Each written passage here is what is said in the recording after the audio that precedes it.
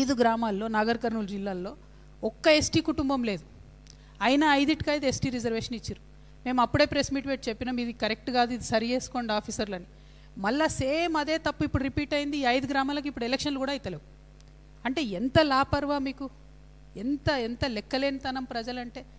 బీసీలను ఇట్లా మభ్యపెట్టాలని చూడడం కరెక్ట్ కాదు. ఇటువంటి బీసీ ద్రోహి పార్టీకి తెలంగాణలో స్థానం లేదు. నేను తెలంగాణ బీసీ బిడ్డలకు పిలుపునిస్తూ ఉన్నా, ఎక్కడికక్కడ కాంగ్రెస్ గద్దెలను కూలగొట్టేసేయండి. మనకు అవసరం లేదు ఈ పార్టీ, బీసీలకు ద్రోహం చేసేటటువంటి పార్టీ. ఇంకా ఈ అందానికి ముఖ్యమంత్రి గారు డిసెంబర్ 2వ తారీఖు ఏ కొత్తగూడెంలో అయితే మీరు కంప్లీట్గా బీసీలను అవమానపరిచినరో, ఏ కొత్తగూడెంలో అయితే మీరు ఇవ్వగలిగి ఉండి కూడా ఇవ్వకుండా 0% బీసీ రిజర్వేషన్ చేసిరో, మీరు ఇంక అక్కడికే పోయి ప్రచారం స్టార్ట్ చేస్తూ అంటారు. ఏమని ప్రచారం చేసుకుంటారు? బీసీలను మోసం చేసిన ప్రచారం చేసుకుంటారా? మొన్న ఖమ్మం పోయినప్పుడు కూడా మేము చెప్పడం జరిగింది. మొత్తం యావత్ ఉమ్మడి ఖమ్మం జిల్లాలో కేవలం ఒకే ఒక కొత్తగూడెంలో బీసీ ఎమ్మెల్యే గెలిచినరు. కొత్తగూడెం తప్ప బీసీలకు ఎక్కడ ఆ జిల్లా ఉమ్మడి జిల్లాలో స్థానం లేకుండే. ఇప్పుడు అదే జిల్లాలో మీరు కనీసం ఒక బీసీ సర్పంచ్కి చోటు ఇవ్వకుండా మళ్ళా పోయి అక్కడనే ప్రచారం చేస్తామంటే ఇది డెఫినెట్గా బీసీలను అవమానపరచడమే. ఖచ్చితంగా కాంగ్రెస్ గద్దెలు కూలాల్సిందే. మనకు అవసరం లేదు ఆ పార్టీ. ఇవాళ బీసీలు ముందడిగేసి చైతన్యం నింపుకొని కాంగ్రెస్ మీద యుద్ధం చేస్తే తప్పితే మనకు రిజర్వేషన్లు రావు. ఏం చెప్పారు ముఖ్యమంత్రి గారు? నేను అఖిలపక్షాన్ని తీసుకుపోయి ఢిల్లీలో కూర్చోబెడతా అన్నారు. బడే బాయ్ అని చెప్పి బడే బాతా బోలే. ఒక్కసారన్నా మోడీని అడిగిండ్రా మీరు? కనీసం ఒక్క లెటర్ అన్న మీరు చూసిరానా? ఇంతమంది మీడియా మిత్రులను not even a single letter to Modiji asking for speed up in the process. ఎందుకు? జయలలిత గారు అప్పుడు పోయి 20 రోజులు కూర్చొని బలవంతంగా చేయించుకొని వచ్చింది పివి నరసింహారావు గారితో. ఏది మీ చిత్తశుద్ధి ఎక్కడుంది? ఎప్పుడు ఫైట్ చేసిరు మీరు బీసీల కోసం? ఎందుకు వేయాలి బీసీలు మీ కోట్లు? నేను మా బీసీ అన్నదమ్ములు కోరుతా ఉన్నా, ఎక్కడెక్కడైతే అన్రిజర్వ్డ్ మొత్తం గ్రామ పంచాయతీలు ఉన్నాయో అన్ని చోట్ల బీసీలు నామినేషన్ వేయండి. అన్నిటికన్నీ మొత్తం బీసీలే గెలవాలి. ఈ పార్టీ ఆ పార్టీ అని చూసేది లేదు. అన్నిటికన్ని చోట్ల బీసీలు గెలవాలి. అప్పుడు కానీ బుద్ధి రాదు అన్ని పార్టీలకి. ఒక పార్టీ వాళ్ళేమో నిద్రపోతారు, లేవరు. ఇంకో పార్టీ వాళ్ళు ఎవరైతే చెయ్యానో వాళ్ళు మాటనే మాట్లాడరు. ఇంతవరకు రియాక్షన్ లేదండి. ఇంత తప్పుల తడకగా వస్తే భారతీయ జనతా పార్టీ నుంచి ఇంతవరకు కనీసం రియాక్షన్ లేదు. అంటే కళ్ళెదుట ఇన్ని ప్రొసీజర్స్ వైలేషన్ అవుతుంటే, ఇంత తప్పు డేటా వస్తుంటే బీజేపీ రియాక్ట్ కాదు. ఇక ప్రతిపక్షం సంగతి నేను మాట్లాడితే నన్ను బదనాం చేస్తారు అందరు.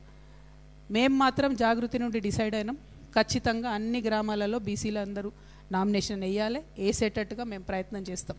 ఎట్ ద సేమ్ టైం మేము మరి గ్రామ పంచాయతీ ఎన్నికలు వచ్చిన సందర్భంలో మీ అందరికీ తెలుసు జాగృతి జనంబాట కార్యక్రమం కొనసాగుతూ ఉంది.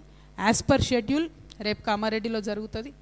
కానీ కామారెడ్డి తర్వాత ఉండేటటువంటి షెడ్యూల్లో మేము స్వల్ప మార్పు చేసుకొని అది గ్రామాలలో కాకుండా జాగృతి జనంబాట కంప్లీట్ హైదరాబాద్ పట్టణంలో కొనసాగే విధంగా జిహెచ్ఎంసీ పరిధిలో ఉన్నటువంటి 15 నియోజకవర్గాల్లో కూడా ఈ 15-16 రోజులు జిహెచ్ఎంసీలో నిర్వహించుకుంటాం. ఆ తర్వాత యథాతథంగా మళ్ళీ జిల్లాల నుంచి రెజ్యూమ్ చేసుకునే విధంగా మా యొక్క జనంబాట కార్యక్రమాన్ని స్వల్పంగా మార్చుకుంటా ఉన్నాం.